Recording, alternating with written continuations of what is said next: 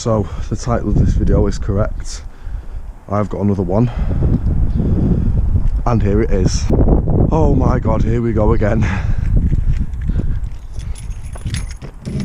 No messing about with the reveal of this one. I'll get to the outside in a second, but let's just sit down.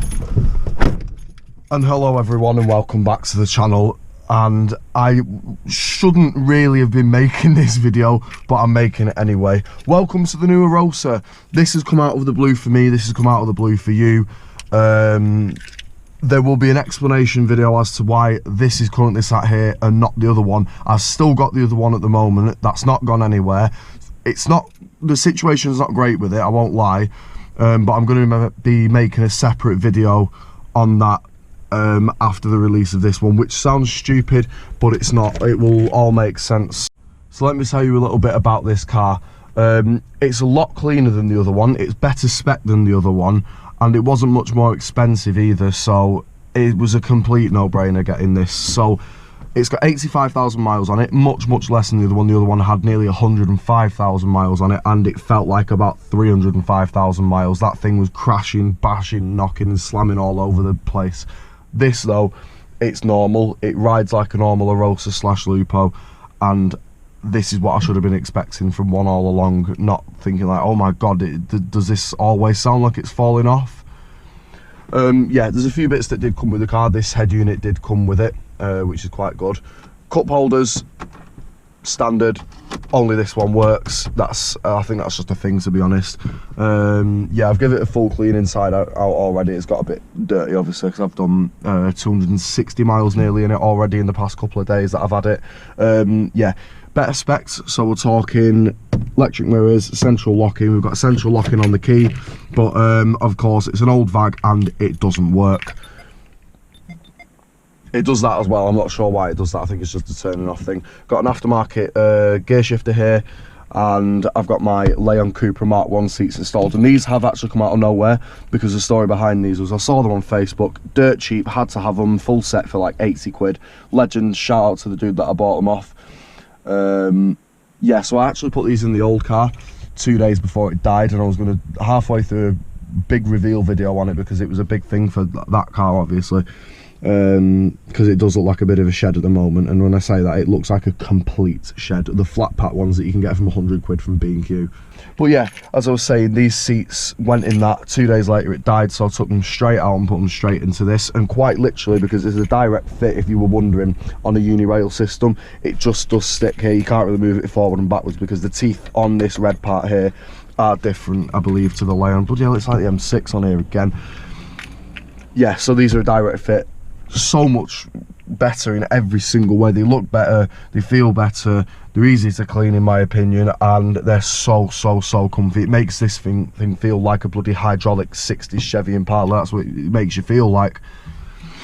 Not literally, but you know what I'm saying. It's just extremely comfortable. But yeah, this one's just cleaner in every way. Like, there's less scratches on it, there's not 5,000 dents in it, there's only a little bit of rust flaking on that rear arch down there. And yeah, it's a nice little car. So I think on that note, we'll jump on the outside, and oh, I forgot. Yeah, I did forget this was a thing.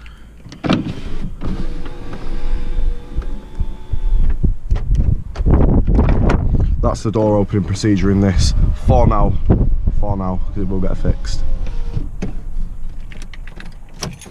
Okay, let's jump outside and I'll talk you through some exterior things that have gone on with this car. BBS's, they're on. I did do a reveal of these on my Instagram, and I was going to do some big reveal again about it, but no, I just threw them straight on. I was sick of waiting, I just wanted this car to look decent. Yeah, this is what it looks like from the outside. I'll do a quick walk around for you. Looks cool with these BBS's. The paint is faded and mismatched and stuff in places, and they also put learner stickers on the front and the back, which I'm sure you've just seen, and that really grinds my gears. That wing's definitely been replaced as well, so you can see the paint is completely off coloured there. It's starting to go a bit crusty down there too. Yeah, it's pretty standard outside. I've noticed that the mirrors that are on it are similar to the ones that I was buying, but they've been really poorly installed, unfortunately. I don't know who has done this, whether it was a previous owner or not, but it was just a really poor job. So I'm going to put my set on eventually. These will do for now, that's why there's no adjuster on the inside. Wind deflectors feel like they're definitely not for this car. I'm taking the stupid pinstripe off it as well. Got a bit more paint fade and scratches round here. This one actually does come with a fuel filler cap, unlike the other one. God knows where that went. Got VW loophole rear lights as well, because these have actually been wired into this by the previous owner now. Don't know why, they're not as good as the Seat ones, but I'm just going to stick with it for just the sake of doing it, because it's a lot of messing about. It's got the badges on as well, which I really like. There's the other L plate mark. Got cracks in the bumper here in the paint, but that's fine. The little Seat plate holder.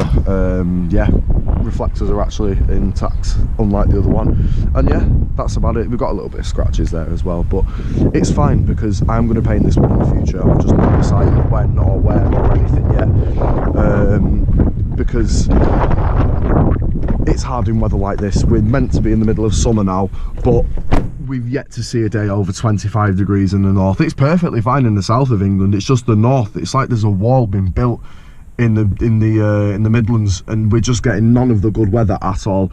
So it's all weather permitting, but that's it's not the most important thing anyway. I'm going to get the stuff like this and these stupid mirrors and deflectors sorted out first to get some nice stuff on there.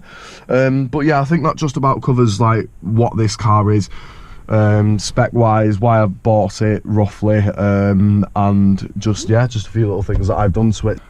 So yeah, the next video that I do will be an explanation on the other little Arosa. I'll take you through what it's like and what I've done to it, because I've done a few bits to it, and just talk you through the fate of that car and sort of end off the Ruined Seat Arosa series. I'm going to put this one in a new playlist for a new series, because this is just Arosa 2.0. It's going to be way bigger and way better than what the other one ever would have been. Actually looking at it now that I can see what I can do to this compared to that, if you understand what I'm saying. I'm just thinking out loud here. But yeah, hopefully you enjoyed this sort of like little tour, random surprise of me getting a new Arosa. Stick around in the next couple of days for the reveal on my plan with the other Arosa. And yeah, I think that's about it for this video. Thanks for watching, stick around, and I'll catch you soon.